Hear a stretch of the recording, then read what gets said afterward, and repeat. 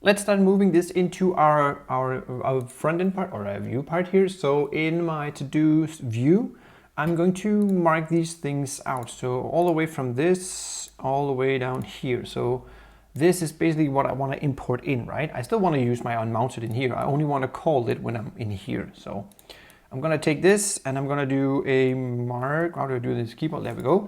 And then minimize it. So if that went too far, the state and the function, that's the two part I'm marking out right now. I'm just going to minimize so it doesn't clutter everything up. That didn't help because it also removed those two. Anyways, I'm just going to remove it. So in here, what I want to do is invoke the things I need. But before I can do anything, I need to import it so I can actually use what I want to. And in this case, what I want to invoke, or import, sorry, is the to-do CRUD, which is the name of my file up here, right?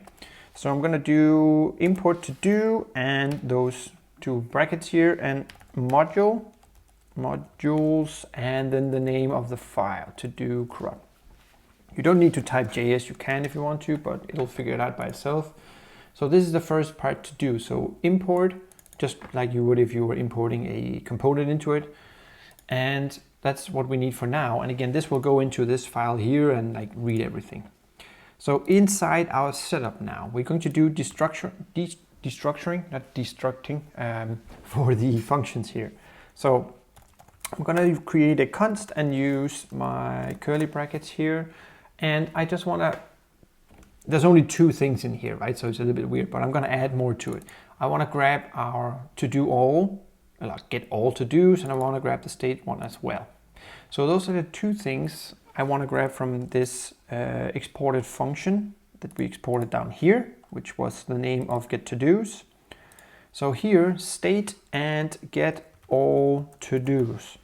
So those are the two things I want to grab in here. So we can use this to only grab parts of it. So if I had like 10 different things, I would only be grabbing those two things and not everything from our exported function here.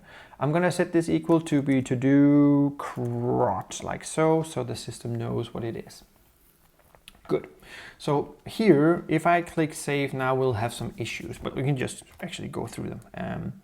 So we have a few different issues. Right now, it declares that reactive is being defined, but we're not using it. That's because in here, I switched this to a ref instead, right? And I imported ref here.